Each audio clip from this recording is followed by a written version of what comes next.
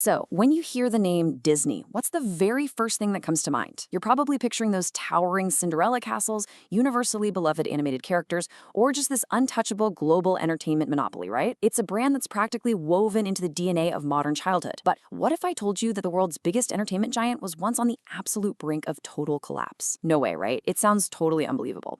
But the truth is, the Magic Kingdom was actually nearly dismantled completely. Today in this explainer, we're going to unpack exactly how a company with such immense cultural power almost lost the whole shebang, and more importantly, how they pulled off one of the most ruthless and spectacular corporate resurrections in modern history. Look, for decades, Disney was literally synonymous with magic. We're talking about the beloved animated classics that defined entire generations, and those massive, sprawling theme parks that families travel from all over the globe just to experience. That was the baseline expectation. But by the early 1980s, a really stark, grim financial reality had set in. The magic was fading, and fading fast. Their core animation business, which was really the heart and soul of the entire company, was in this serious, undeniable decline. Audiences just weren't showing up to the theaters the way they used to, and people started viewing the brand as kind of tired and out of touch. And as a direct result, their stock price absolutely plummeted. The market was actively punishing them for resting on their laurels, and Wall Street was starting to smell blood in the water. So how in the world did they survive? I mean, how does a company with that much legacy and that much present-day failure manage to pull off the ultimate corporate turnaround? How does a failing legacy brand drag itself back from the abyss to become bigger than it ever was before? Well, to truly understand the sheer magnitude of their survival and the genius of their pivot, we first need to take a look back at the scale of what they had built and exactly what they were in danger of losing forever. Okay, let's dive into building the original empire and what was really at stake here. You see, the entire foundation of their empire was built on this unbroken streak of unprecedented creative risks that just happened to turn into massive successes. It all started way back in the 1920s with Walt Disney and the birth of Mickey Mouse. And this wasn't just a popular cartoon, right? It was the creation of a literal global icon. Then came 1937 with the release of Snow White. At the time, Hollywood was actually calling it Disney's folly. People honestly thought audiences would never, ever sit through a feature-length cartoon. It was a huge gamble, but it paid off spectacularly, and it cemented them as the undisputed kings of animated storytelling. But Walt, he wasn't satisfied just dominating the silver screen. In 1955, they opened Disneyland. They did the impossible by turning their 2D magic into this physical, immersive reality. And then, in 1971, that global expansion took an even more massive leap when they opened Walt Disney World in Florida. For decades, the company spent its time doing literally nothing but winning, innovating, and expanding. They built an absolute empire. But as we know in the corporate world, the bigger the empire, the harder the fall. That brings us to the crisis. They were nearing total collapse. Fast forward to the 1980s, and man, a perfect storm of disaster was brewing that threatened to wipe out that entire legacy. The visionary leaders who actually built the company were gone, and it left this huge vacuum of weak leadership. Executives were totally paralyzed. They were constantly asking, well, what would Walt do, instead of actually forging a new path forward?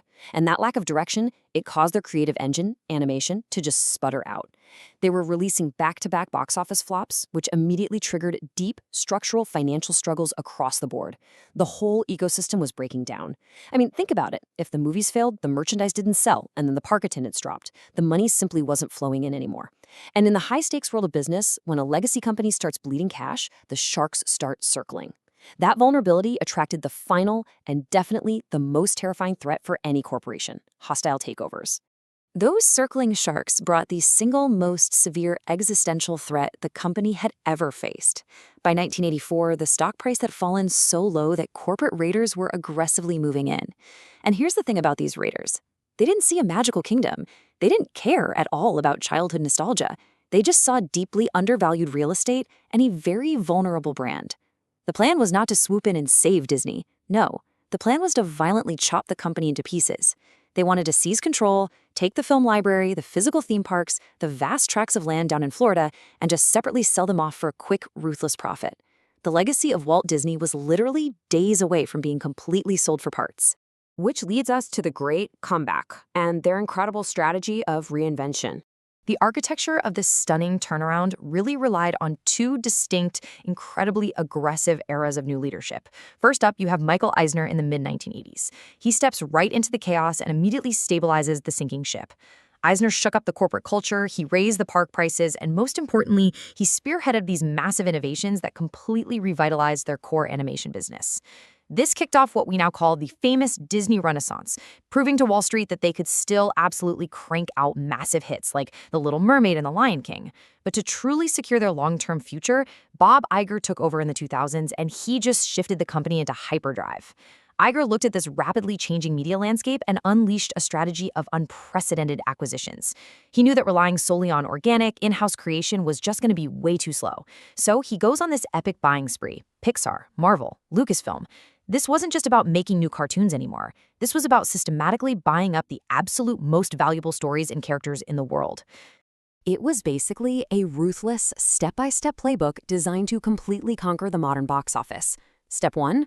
Acquire Pixar. This was a total masterstroke. It brought cutting-edge computer animation and unparalleled storytelling talent directly in-house. Boom, Disney's emerging animation woes were fixed permanently. Step 2. Acquire Marvel. This single purchase gave them an endless, highly interconnected universe of superheroes that would go on to unconditionally dominate global theaters for well over a decade. Step 3. Acquire Lucasfilm. Grabbing the rights to Star Wars and Indiana Jones meant they were instantly acquiring generations of built-in, rabid fans. The sheer genius of this strategy was the shift in philosophy. They stopped relying entirely on trying to catch lightning in a bottle from scratch every time, and instead, they aggressively acquired proven, legendary intellectual property to serve as the armor-plated foundation for their modern dominance. Now, let's take a look at the modern empire and their global entertainment leadership today. The result of all that aggressive, decades-long restructuring is a completely diversified modern powerhouse. Disney is no longer just some struggling animation studio trying to find its footing. They are perfectly balanced across multiple massive revenue streams. You have their global entertainment assets, all those key acquisitions we just talked about, driving huge box office returns, merchandising, and crazy cultural relevance. Then you have their incredibly lucrative theme parks and cruise lines, which have expanded way, way beyond Walt's original vision into these high-end global vacation destinations. And crucially, you have their direct-to-consumer streaming platform, Disney+. They actually recognized the existential threat of cord-cutting early on and leaned heavily into modern innovations, pivoting their massive newly acquired library of content to adapt to exactly how you and I want to watch media today. They didn't just survive the threats of the 1980s, they built a highly resilient, interconnected flywheel designed to completely dominate the 21st century. So here's the big takeaway. Even legendary companies absolutely must reinvent themselves. Nostalgia, a great history, beloved characters, it simply wasn't enough to save Disney from near collapse. Their survival required a ruthless willingness to adapt. They had to completely change their leadership, they had to overhaul their creative process, and they had to completely restructure their entire business model by acquiring other studios and pivoting hard to streaming. The companies that actually last aren't the ones that stay the exact same, constantly protecting the way things used to be. They're the ones that adapt to the reality of the present. Which leaves us with a pretty critical question to consider.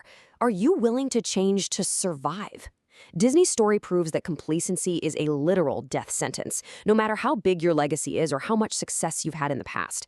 Whether you're running a massive corporation, a small business, or just navigating the shifting landscape of your own career, the market is always, always moving. If the House of Mouse had to completely reinvent itself just to avoid being sold off for parts, what changes do you need to make right now to ensure your own future? Thank you so much for joining me for this explainer. Keep learning, keep adapting, and I'll catch you next time.